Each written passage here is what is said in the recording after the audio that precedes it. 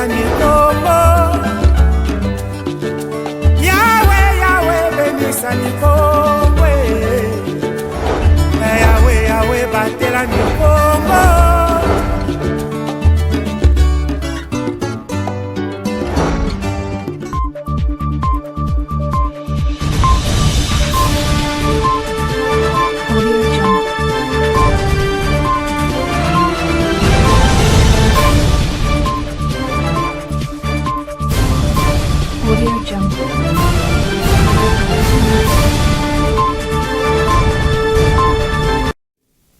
Vous informer, c'est un devoir, mesdames, messieurs. Merci de rejoindre cette actualité sur ma bannière télévision.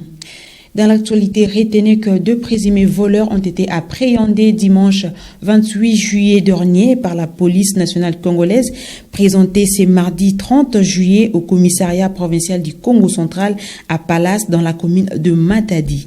Les cités sont arrêtés pour cas de vol d'une voiture pick-up de marque Toyota Hilux vendredi 26 juillet dernier à Kinshasa dans la commune de la Gombe.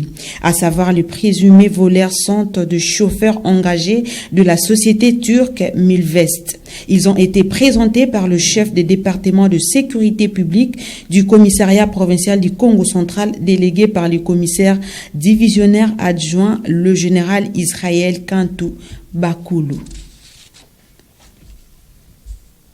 Autre actualité, les ponts Ngombama dans la cité de Tchela à la division unique du bas-fleuve est en pleine rénovation. Les travaux ont déjà débuté il y a quelques jours. Les détails dans ces commentaires des Pacifiques Mwanda.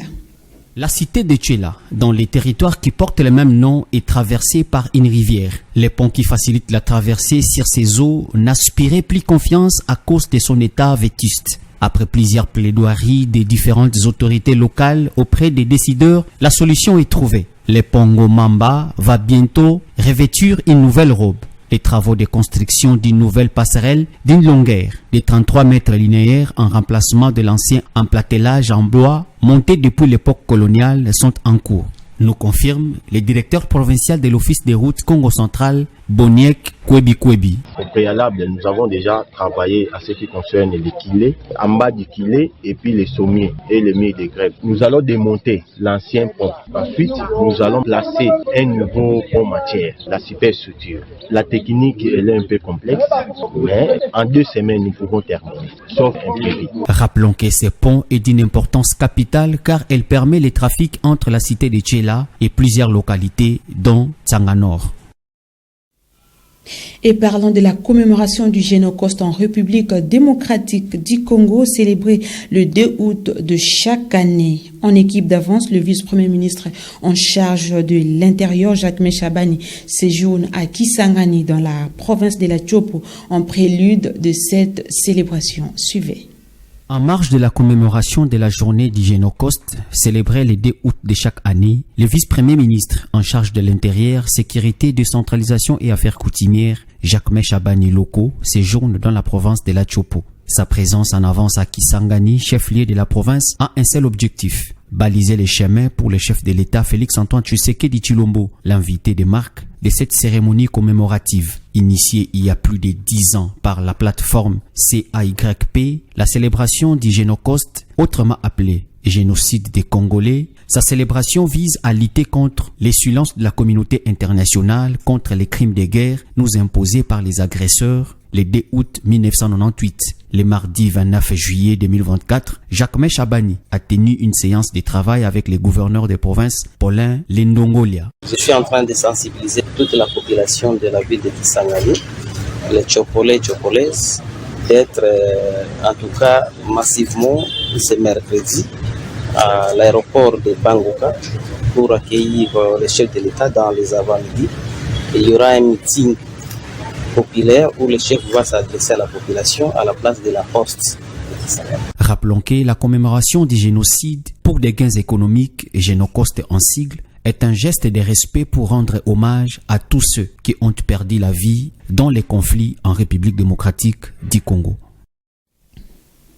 Clin d'œil au procès plutôt de Corneille Nangaa et ses complices. Le ministère public a requis le lundi 29 juillet 2024 la peine capitale contre le chef rebelle du mouvement Alliance Fleuve Congo, AFC en sigle. Suivez les prononcés du réquisitoire dans ses propos.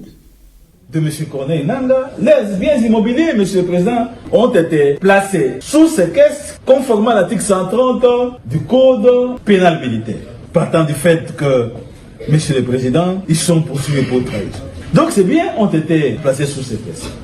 Vous allez donc, lorsque vous allez vous retirer, ordonner la confiscation de ces biens en tenant éventuellement compte des mentions, M. le Président, qui sont repris dans les tableaux en annexe de procès verbal de mise sous séquestre. Car ces tableaux reprend clairement, M. le Président, les adresses, n'est-ce pas, de ces immeubles et les services qui sont censés, M. le Président, sécuriser ces biens.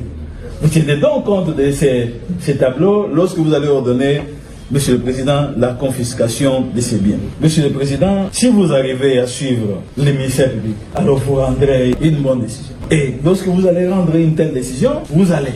Alors, si vous décidez de les condamner, vous allez alors confirmer la détention de tous ceux qui sont en détention ici. Confirmer la détention de Samafou, Corneille Ritas, de Safari, de Kangia et ainsi que d'Nkuba. Mais vous n'allez pas vous arrêter à eux. Parce qu'il faut, Monsieur le Président, vous devez ordonner l'arrestation immédiate de ceux qui sont en cavale. Si jamais la Cour aussi de les condamner comme nous l'avions sollicité.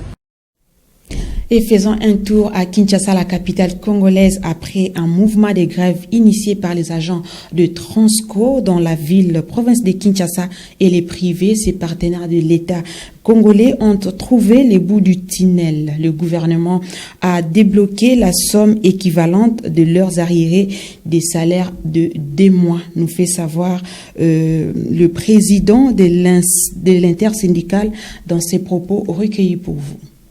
Les résolutions qui sont sorties de cette réunion sont les suivantes. Un audit diligenté par son Excellence qui commence aujourd'hui. Et il est demandé à tous les agents Transco qui détiennent de preuves sur la mégestion de contacter les auditeurs pour que un rapport circonstancié soit dressé et après ces rapports-là, des décisions seront prises. De 2, les paiements de 2 mois de salaire des agents, donc juin et juillet 2024, et le gouvernement, par le biais de son Excellence, a promis qu'au plus tard le 15 août, les frais de scolarité seront payés aux agents. 3. Un plan de relance pour Transco va commencer à la journée de mercredi. Et 4. Il est demandé aux travailleurs de reprendre des travail parce que le gouvernement assure maintenant d'une manière régulière la fourniture en carburant en termes de 600 mètres cubes chaque mois. Le gouvernement a pris cela en charge et nous allons voir que d'une manière régulière, 600 mètres cubes de carburant seront donnés à Transco pour faire le transport comme il se doit. C'est pourquoi nous leur demandons de reprendre le travail comme il se doit, parce qu'ils seront payés, parce que le carburant sera là et l'histoire de leur mégestion sera prise en compte dans l'audit qui va se faire à partir d'aujourd'hui. Et cet audit-là ne durera que 48 heures. Et en dehors de nos frontières, aux États-Unis d'Amérique, le président Joe Biden a annoncé le lundi 29 juillet dernier des projets de réforme de la Cour suprême dominée par les conservateurs. Un reportage de nos confrères de France 24. Suivez. Personne n'est au-dessus de la loi, pas le président des États-Unis, pas un juge de la Cour suprême des États-Unis, personne. Ce sont les premiers mots du président Biden dans sa tribune au Washington Post. À 81 ans, il s'est lancé un pari audacieux, réformer en profondeur la Cour suprême à moins de 100 jours de l'élection présidentielle. Ce qui se passe actuellement n'est pas normal et sape la confiance du public dans les décisions de la Cour, y compris celles qui ont un impact sur les libertés individuelles. Nous nous trouvons maintenant dans une brèche. Une brèche pour s'attaquer directement aux juges de la plus haute instance judiciaire américaine. Car ce sont eux qui tranchent sur les grandes questions de société, comme le droit à l'avortement ou encore l'encadrement des armes à feu. Alors, quelles sont les réformes envisagées par Joe Biden ? D'abord, le président américain souhaite changer la règle de l'institution qui n'a jamais été révisée depuis sa création en 1789, la durée de mandat des juges. Actuellement, ils sont nommés à vie, mais le démocrate souhaite limiter leur mandat à 18 ans maximum. De nouveaux juges seraient aussi nommés tous les 2 ans. Une réforme pour limiter les dégâts, notamment causés par l'ancien président Trump. Car aujourd'hui, sur les 9 juges que compte la Cour, 6 sont conservateurs et la moitié a été nommée par le républicain. Ce sont eux qui, en juin 2022, ont réduit en miettes le droit à l'avortement. Deuxième réforme, adopter un code de bonne conduite pour prévenir les conflits d'intérêts, un point directement lié au récent scandale. Le juge Clarence Thomas a déclaré s'être offert en 2019 des vacances luxueuses grâce à un donateur milliardaire républicain. Enfin, dernière réforme, l'annulation de l'immunité présidentielle. Début juillet, elle a permis à Donald Trump de gagner du temps en retardant son procès. Mais le Congrès est tellement divisé que ces projets de réforme ont très peu de chances d'aboutir. Ce projet dangereux de l'administration Biden-Harris est mort dès son arrivée à la Chambre des représentants. Mais alors, pourquoi Joe Biden s'attaque-t-il à un tel chantier? Il s'agit de sensibiliser le public et de faire de la Cour suprême un enjeu électoral. D'autant que si Kamala Harris est élue, elle pourrait terminer le travail de son mentor. Mesdames, Messieurs, c'est la fin de ce journal vous présenté par Fallon King avec les techniques de Christian Simba. Merci de l'avoir suivi avec attention et bonne suite des programmes sur nos antennes.